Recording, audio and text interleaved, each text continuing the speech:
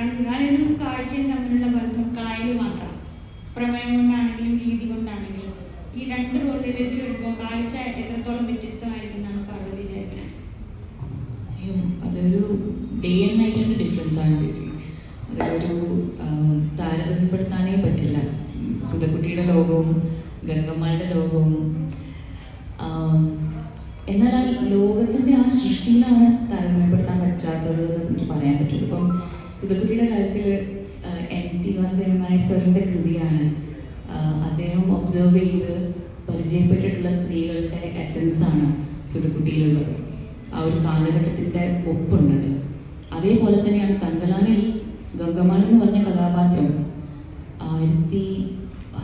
1920കളിലും അല്ലെങ്കിൽ അതിന് മുമ്പുള്ള സമയത്തുള്ള സ്ത്രീകളിലെയാണ് നമ്മളവിടെ റെപ്രസെൻ്റ് ചെയ്യുന്നത്. പക്ഷെ അതിനൊരു പഠനമോ അല്ലെങ്കിൽ ആ കാലത്തിലുള്ള സ്ത്രീകൾ എന്തൊക്കെയാണ് അനുഭവിച്ചിട്ടുള്ളത്, അവർ അണ്ടർഗോ ചെയ്തതിനെ പറ്റിയിട്ട് അത്രയും വലിയൊരു റിസർച്ചും കാര്യങ്ങളും ഡോക്യുമെൻറ്റ്സും ഒന്നും ഇല്ല എന്നുള്ളതാണ് ഞാൻ മനസ്സിലാക്കിയിരിക്കുന്നത്.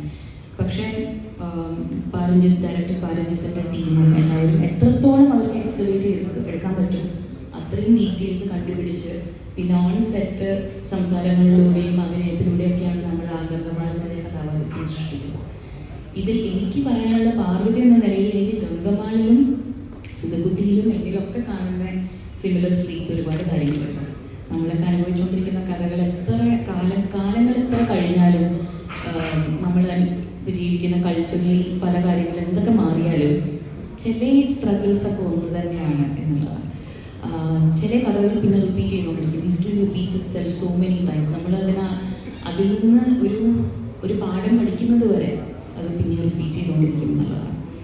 സോ അങ്ങനെ ആലോചിക്കുമ്പോൾ without giving away too much theme wise ചിലപ്പോൾ ഒരു ത്രെഡ് ഓഫ് കോമണാലിറ്റി ഉണ്ടാവാം. മലയാളം എന്ന് പറഞ്ഞ സിനിമയിൽ മാത്രമല്ല, പല സിനിമകളിൽ നമ്മളിപ്പോൾ യൂറോപ്പിലും പല സ്ഥലത്തും ഷൂട്ട് ചെയ്യാൻ പോകുന്നു. അവിടെ ചെറിയ സിസ്റ്റംസ് ആണ് ഇൻ പ്ലേസ്. അത് നമ്മൾ നമ്മുടെ സിറ്റിസൻസിനെ മാത്രമല്ല ബ്ലെയിം ചെയ്യേണ്ടത്. സിസ്റ്റം ഇൻഫ്രാസ്ട്രക്ചറിൽ വരുന്ന കുറേ മാറ്റങ്ങളുണ്ട്. അതിൽ ചെറിയ ആലസ്യങ്ങൾ വരുമ്പോഴാണ് പിന്നെ അതിങ്ങനെ ഒരു കൂടി വന്നിട്ട് അതൊരു വലിയ ദുരന്തത്തിലേക്കൊക്കെ എത്തുന്നത്. ഇതിലൊക്കെ ഒരുപാട് ആളുകൾ നമ്മൾ ചോദിക്കേണ്ട ചോദ്യങ്ങളുണ്ട്. പക്ഷെ ഇപ്പോഴതിനുള്ള സമയമല്ല. ഇപ്പം കൂടെ വയനാട്ടിലുള്ള എല്ലാവരും കൂടെ നിൽക്കുക എന്നുള്ളതാണ് ആദ്യം നമ്മൾ ചെയ്യേണ്ട കാര്യം. പക്ഷേ മറവി എന്നുള്ളതും മനുഷ്യ സഹജമായിട്ടുള്ളൊരു കാര്യമാണ്. അപ്പം ക്രിറ്റിസിസം കൊടുക്കുമ്പോഴും അത് എത്രത്തോളം പ്രാക്ടിക്കലായിട്ടുള്ള കാര്യങ്ങളാണ് നമ്മൾ സംസാരിക്കുന്നത്. എത്ര അവയർനെസ് ഉണ്ടാവണം നമ്മൾ പലപ്പോഴും പറഞ്ഞുകൊണ്ടിരിക്കും. പക്ഷേ ഈ അവയർനെസ് ഉണ്ടാക്കാൻ എത്ര കൺസിസ്റ്റൻ്റ് ആയിട്ടാണ് അവയർനെസ് ഉണ്ടാകുന്നത്? അതും ഇങ്ങനൊരു ദുരന്തം വരുമ്പോൾ മാത്രമാണ് നമ്മൾ ഇതിനെപ്പറ്റി സംസാരിക്കുന്നത്. പിന്നെ ഓരോ പൗരനും തോന്നേണ്ട ഒരു സെൻസ് ഓഫ് റെസ്പോൺസിബിലിറ്റി ഉണ്ട്. അത് ഉണ്ടാക്കിയെടുക്കുക. അല്ലെങ്കിൽ അതിന് അനുസരിച്ചുള്ള ഇപ്പോൾ പ്രിവെൻഷൻ പ്രൊഹിബിഷൻ പണിഷ്മെൻ്റ് എന്ന് പറയുന്ന പോലെ പ്രിവെൻറ്റ് ചെയ്യാൻ തന്നെ നമുക്ക് ഒരു പണിഷബിൾ ഒഫൻസ് ആയിട്ട് ചില കാര്യങ്ങൾ മാറ്റിയെടുക്കേണ്ടതുണ്ട്. പക്ഷേ അറ്റ് ദിസ് പോയിന്റ് ഏറ്റവും കൂടുതൽ നമ്മൾ നിൽക്കേണ്ടത് എത്ര വേഗം നമ്മൾ റീഹാബിലിറ്റേഷനിലേക്ക് ഫോക്കസ് ചെയ്യാൻ പറ്റും എന്നുള്ളതാണ്. അത് പറഞ്ഞും അതിൻ്റെ കൂടെ തന്നെ പറയേണ്ട കാര്യമാണ്. പക്ഷെ കറക്റ്റായിട്ട് ചോദിക്കേണ്ട ചോദ്യങ്ങൾ നമ്മൾ ചോദിക്കേണ്ടിയിരിക്കുന്നു. എന്നെ സംബന്ധിച്ചിടത്തോളം ഞാൻ അഭിനയിച്ച സിനിമയുടെ ഒരു ഭാഗമായി മാത്രമേ ഉള്ളൂ. അതിന് തുടർച്ചയായിട്ട് മറ്റ് സിനിമകൾ നടക്കുന്നുണ്ടെന്നുള്ള വിവരം സാധാരണ എല്ലാവരെയും പോലെ അറിയാമെന്നല്ലാതെ ആ സിനിമകളിൽ എന്ത് സംഭവിക്കുന്നു, ആ സിനിമ എങ്ങനെ ഷൂട്ട് ചെയ്യപ്പെടുന്നു, അതിൻ്റെ ഇതേ രീതിയാണോ ഫോളോ ചെയ്യുന്നതൊന്നും നമ്മൾ ചോദിച്ചിട്ടുമില്ല, ചോദിക്കാൻ ശ്രമിച്ചിട്ടില്ല, അറിയാൻ ശ്രമിച്ചിട്ടില്ല. കാരണം നമ്മളുടെ ജോലി, നമ്മൾ ഏൽപ്പിച്ച വർക്ക്, നമ്മൾ ആ ഒരു ലൊക്കേഷൻ, അതിൻ്റെ സൗന്ദര്യം ഒക്കെ ആസ്വദിച്ച് മുന്നോട്ട് പോകുക എന്നുള്ള രീതിയിലായിരുന്നു. എല്ലാം കഴിഞ്ഞതിന് ശേഷം ഇനിയിപ്പം എല്ലാ പ്രേക്ഷകരെ പോലെയും നമ്മൾ ഈ 15-ാം തീയതി മറ്റുള്ള സിനിമകളൊക്കെ കാണാൻ വേണ്ടി ഇരിക്കുന്നു. ഞാൻ ആക്ച്വലി ആദ്യത്തെ പോസ്റ്റർ വന്നപ്പോൾ ഒരു ബൊക്കെ പോലെ ഉണ്ടായിരുന്നു അല്ലേ കാണാൻ. ശരിക്കും such A beautiful bouquet the poster design.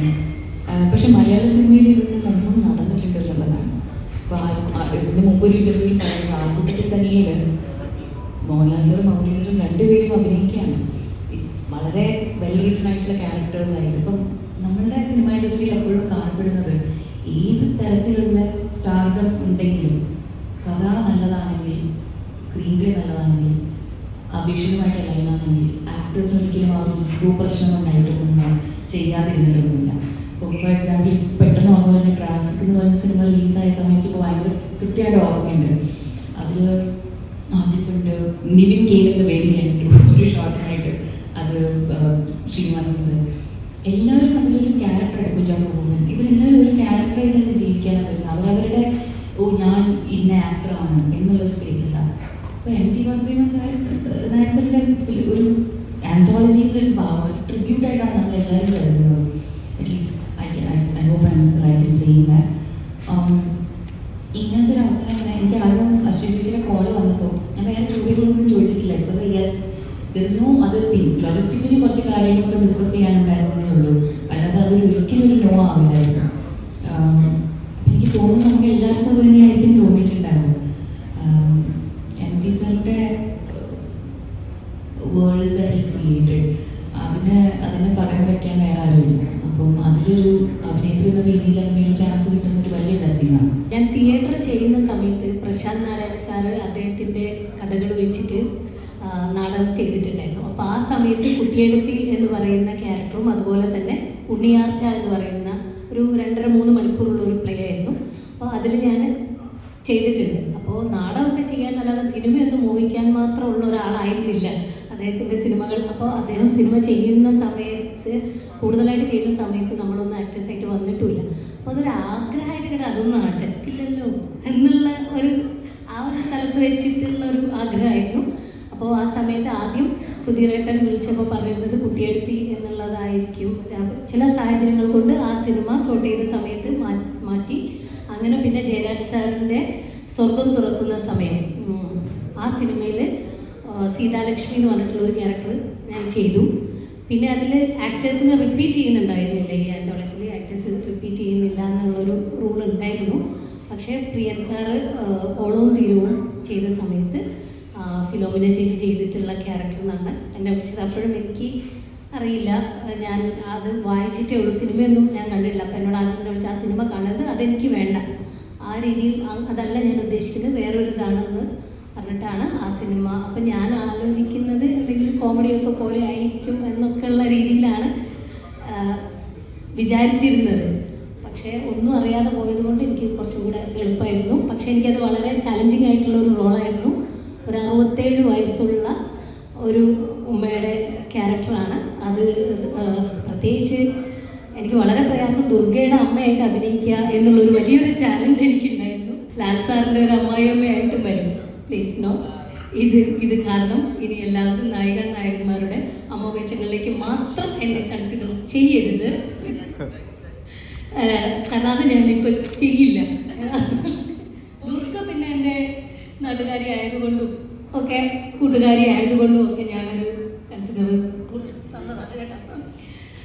അത് മാത്രമല്ല എം ടി സാറിൻ്റെ എന്ത് ക്യാരക്ടറാണെന്നുണ്ടെങ്കിൽ നമുക്ക് ചെയ്യാനുള്ളൊരു അത്രയും ആഗ്രഹമുണ്ട്.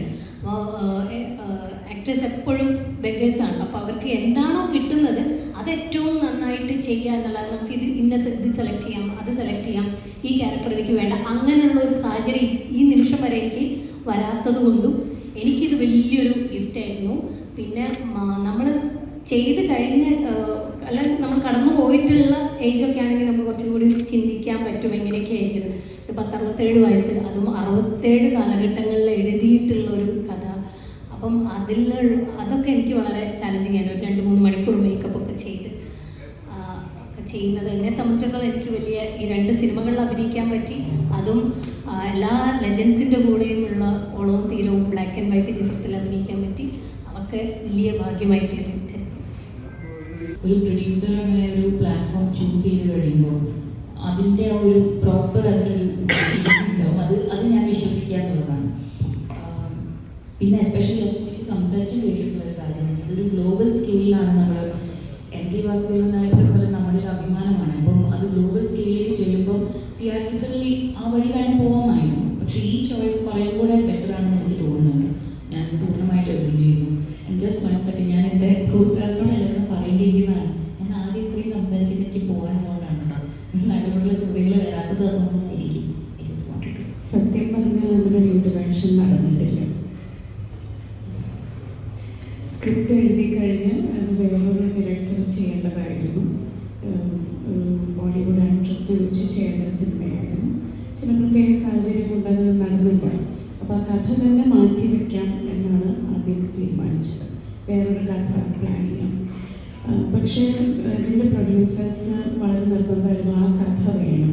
ആ പ്ലാറ്റ്ഫോമിനും ആ കഥയോട് ഒരുപാട് താല്പര്യമുണ്ടായിരുന്നു. അങ്ങനെ പല സൂം മീറ്റിങ്ങിലും ഈ കഥ നെറേറ്റ് ചെയ്യുന്നത് ചിലപ്പോൾ ഞാനായിരിക്കും.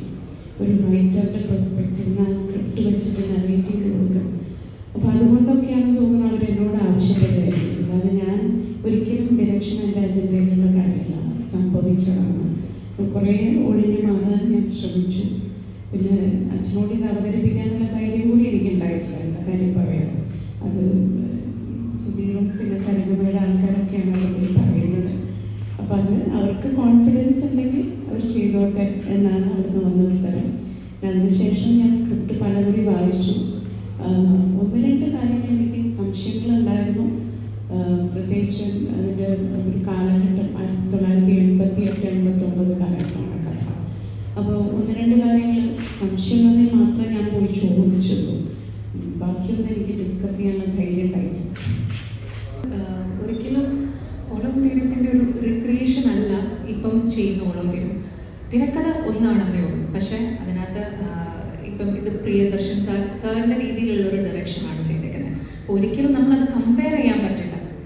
എനിക്ക് തോന്നുന്നു MP സാർ ആ ഒരു സിനിമയ്ക്ക് വേണ്ടിയിട്ട് ചെയ്തിട്ടുള്ള തിരക്കഥയായിരുന്നു ഓളവും തീരും. അത് കഴിഞ്ഞ ശേഷം ഒരു അതെ നമുക്ക് പ്രിയദർശൻ സാറ് പുസ്തകം വായിച്ചിട്ട് അതെ ആ ഷോർട്ട് സ്റ്റോറിയിൽ നിന്ന് വായിച്ചിട്ടാണ് സാർ ഇത് സിനിമയാക്കുന്നത്. അപ്പോൾ രണ്ടും നമുക്ക് ഒരിക്കലും കമ്പയർ ചെയ്യാൻ പറ്റില്ല. ഇപ്പം ഈ ചലഞ്ചിങ് എന്ന് പറയുന്ന പോലെ പ്രേം സാർ ഓൾറെഡി പറഞ്ഞിട്ടുണ്ടായിരുന്നു സിനിമ ആരും കാണരുത് എന്നുള്ളത്. പക്ഷെ അൺഫോർച്ചുനേറ്റ്ലി ഞാൻ ആദ്യം സംസാരിക്കുന്നത് സുധീരേട്ടൻ്റെ അടുത്താണ്. അത് കുറച്ച് കഴിഞ്ഞിട്ടാണ് ഞാൻ പ്രേം സാറിനായിട്ട് സംസാരിക്കുന്നതും കാണുന്നതൊക്കെ. സാർ ഇത് പറയുന്നതിന് മുമ്പ് ഞാൻ ആദ്യം പോയിട്ട് സിനിമ കണ്ടു. എന്നിട്ട് സുധീരേട്ടൻ ഇങ്ങനെ ഓളവും തീരവും എന്ന സിനിമ പറയുന്ന സമയത്ത് തന്നെ ഞാൻ ഇപ്പുറത്തെ മൊബൈൽ ഫോണിൽ യൂട്യൂബിൽ ഓളം തീരും അടിച്ചു കഴിഞ്ഞിട്ടുണ്ടായിരുന്നു. ഞാൻ അത് ആദ്യം കണ്ടുപോയി. പക്ഷെ എനിക്കങ്ങനെ ഈ പറയുന്ന പോലെ രണ്ടാണ്. നമുക്ക് ഒരിക്കലും അതൊരു കമ്പയർ ചെയ്യാനോ അങ്ങനെയൊന്നും ചെയ്യാൻ പാടില്ല. രണ്ട് സിനിമയായിട്ട് തന്നെ കാണുന്നുണ്ട്. എനിക്കൊരു നഷ്ടം ഉണ്ടായിട്ടുണ്ട്. MP സാറിൻ്റെ ഒരു സിനിമയിൽ ഒരു നല്ലൊരു വേഷം MP സാറിൻ്റെ വീട്ടിൽ പോയി കണ്ടു. KS സേതുമാധവൻ സാറ് സംവിധാനം ചെയ്തൊരു സിനിമയായിരുന്നു വേനൽ കിനാവുകൾ. ആ സിനിമയിൽ എന്നെ സെലക്ട് ചെയ്തതാണ്. പിന്നീട് എന്തോ നിർഭാഗ്യവശാൽ എനിക്ക് ആ സിനിമയിൽ അഭിനയിക്കാൻ പറ്റാതെ പോയി. വലിയൊരു സങ്കടമായിരുന്നു. പിന്നെ MP സാറിൻ്റെ ഒരു തിരക്കഥയിലേക്ക് അഭിനയിക്കാൻ ഭാഗ്യമുണ്ടാവും എന്നൊന്നും ചിന്തിച്ചിട്ടില്ല. അപ്പോഴാണ് ഈ ഓളവും തീരവും പ്രേം സാറ് സംവിധാനം ചെയ്തു. അതിലെനിക്കും ഒരു വേഷമുണ്ട് എന്ന് പറഞ്ഞു കേട്ടപ്പോൾ ഒരുപാട് സന്തോഷം. സുധീർ അമ്പലപ്പാടാണ് എന്നെ വിളിച്ച് ഈ കാര്യം പറയുന്നത്. പിന്നെ ലൊക്കേഷനിൽ ചെല്ലുന്നു, അശ്വതിയെ പരിചയപ്പെടുന്നു. വളരെ മനോഹരമായിട്ട് ആ ക്രൂവിൻ്റെ കൂടെ കൂടി എന്നെ ഏൽപ്പിച്ച ഉത്തരവാദിത്വം ഭംഗിയായിട്ട് ചെയ്തു തീർത്തിട്ടുണ്ട്. പ്രിയൻ സാറ് അതിൻ്റെ അഭിനന്ദിച്ചിട്ടുണ്ട്. ഞങ്ങളുടെ മറിമായും ടീമിനെ എല്ലാവരെയും പ്രിയൻ സാറിന് ഒരുപാട് ഇഷ്ടമാണ്. പലരെയും ഈ സിനിമയിലേക്ക് വിളിച്ച് അവസരങ്ങൾ കൊടുക്കുന്നുണ്ട്. മറിമായത്തിലെ മണികണ്ഠനും ഒരു സിനിമയിൽ അഭിനയിച്ചിട്ടുണ്ട്.